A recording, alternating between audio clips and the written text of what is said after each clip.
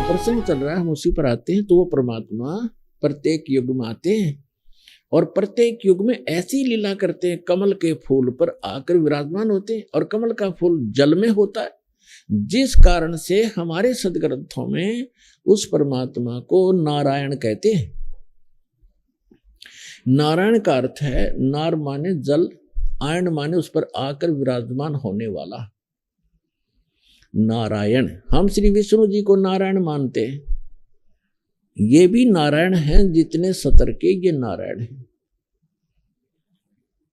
ये भी शेष नाग पर लेट गए तो नारायण हो गए। हम शंकर भगवान को भी नारायण मानते हैं, वो भी भगवान है। लेकिन वास्तव में नारायण जो है ये परमात्मा है, जिसके लिए वेद और ग्रंथ हमारे नारायण बोलते हैं। तो वहां से ये निसंतान दंपति उठा ले जाते हैं। तो सतयुग में परमात्मा जब आए, एक विद्याधर नाम के ब्राह्मण थे और दीपिका नाम की उनकी पत्नी धर्मपत्नी थी। वो ससुराल से आ रहा था अपनी पत्नी को लेकर के। तो परमात्मा तालाब के ऊपर विराजमान थे। तो तालाब के अंदर कमल के फूल पर शिशु रूप धारण किए लेटे हुए थे। उनकी दृष्टि पड़ गई, उस बच्चे को उठा करके अपने घर ले आए। तो वहां उनकी परवरिश हुई, की लीला हुई। धीरे धीरे बड़े हुए। बहुत सा मनु जैसे विद्वान जो पाक रहे थे वेदों के, उनके छक्के छुड़ा दिए जाता ने।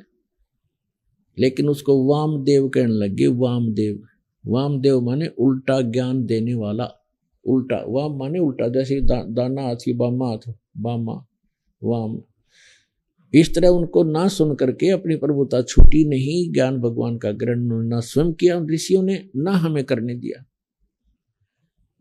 फिर अगले जन्म में परमात्मा की दया हुई। वही आत्माएं जो विद्याधर और दीपिका वाली आत्माएं त्रेता के अंदर एक वेदविज ब्राह्मण नाम का ब्राह्मण हुआ और सूर्या नाम की उसकी पत्नी का संयोग हुआ। वो वही आत्मा थी जो सतयुग में थे। और इसी प्रकार परमात्मा उनको त्रेता में भी ऐसे ही कमल के फूल पर मिले। वो उस समय भी निसंतान थे। अपने आत्मा, अब आप देखते हो परमात्मा कहते हैं, जो जन मेरी शरण है ताका हूं मैं दास, और गैल गैल लाग्या फिरूं जब तक धरती आकाश। जो बच्छा गऊ की नजर में यूं साईं को संत, भक्तों के पीछे फिरे वो भक्त वत्सल भगवंत। अब ये तो हम 4 युगों की कथा सुना रहे हैं, तो बहुत युगों से हम भटक रहे हैं। तो पिछले संस्कार से ही परमात्मा इन पुण्यात्माओं के साथ लगे हुए थे। तो परमात्मा का कहने का भाव ये है कि परमात्मा ने उस विद्याधर और दीपिका को संतान नहीं दी, स्वयं आगे। वो हमें लादना नहीं चाहते, हमारा वजन कम करना चाहते। और हम आदत बन गई है और हम लद कर ही ठीक चलते हैं। जैसे गधा खाली छोड़ दे कूदता चलेगा, और उस पर डायमंड का बोरा धर दे कति सेट होकर चलेगा सीधा। तो हमारी आदत बन गई। हमारे ऊपर ना इतने चारों तरफ से वजन होले, हम सेट नहीं हो सकते। लेकिन जब ज्ञान हमें हो जाएगा, फिर हमको लादो चाहे मत लादो, हम सीधा चलेंगे, हम हंस हो जाएंगे।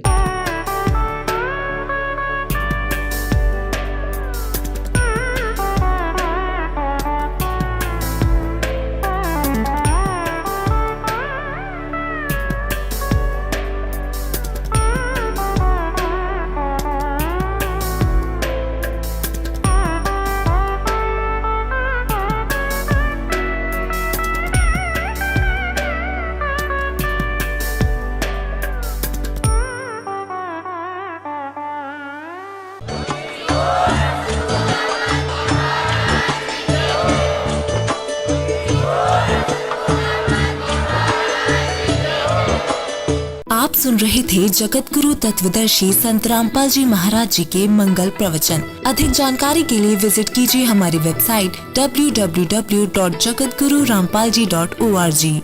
संत रामपाल जी महाराज जी के शुभ आशीर्वाद से पूरे विश्व भर में 500 से भी ज्यादा नाम दीक्षा केंद्र हैं, जिन पर संत रामपाल जी महाराज जी द्वारा ऑनलाइन निशुल्क नाम दीक्षा दी जा रही है। अपने नजदीकी नाम दीक्षा केंद्र का पता करने के लिए संपर्क करें 8222880541।